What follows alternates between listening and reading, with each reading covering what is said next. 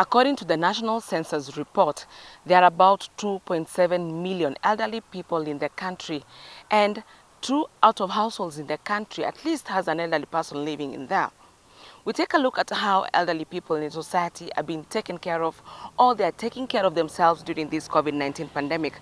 And other than that, we also take a look at how the society is ensuring that they have available and decent sanitation to prevent the spread of other infectious diseases. "...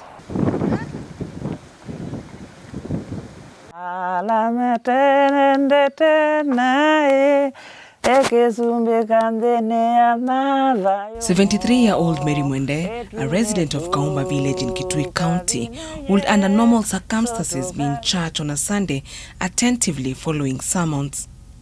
But service at the doorstep is now the new normal due to her age.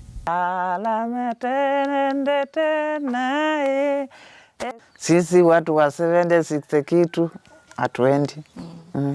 Unamiss kanisa? Sana. Sana. Siku hizi Sunday nikifika chai, nikikunywa, nikiosha vyombo, nakaa kwa nyumba, nachukua kitabu, naimba nyimbo kidogo, nasoma Biblia, alafu sasa napumzika. Kwa ajili ya hii ugonjwa vile ilikuja, na uwezi kuiona, na huwezi kujua uli yako naye. Staying away from the congregations for the elderly is one of the measures taken by the government to protect senior citizens from contracting the deadly coronavirus. This is among other measures to ensure this vulnerable group is kept safe from the novel coronavirus.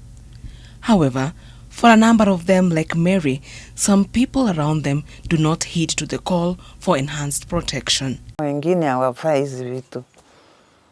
Hawaelewi ni maana ya hii. Wanaambiwa lakini hawafuati. Wengine wanasema naoga mikono kwani ninakula nini? Na si ati kusindadia ati kwa maana ya serikali, wewe mwenyewe unajilinda.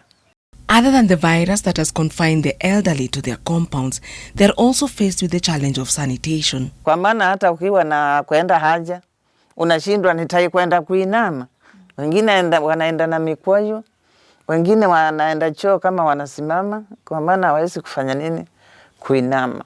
Before being declared an open defecation-free area, Kitui County had a share of rapid cholera outbreaks, and children and the elderly were the most affected due to the low immunity among them. The Homestead Toilet Project has helped reduce the spread of the waterborne diseases in the county. So for the last 10 years, we have not had any outbreak of diarrheal diseases or cholera. So after the 2009 outbreak, we learned a lesson, and we found that because of open defecation, people are getting the diseases.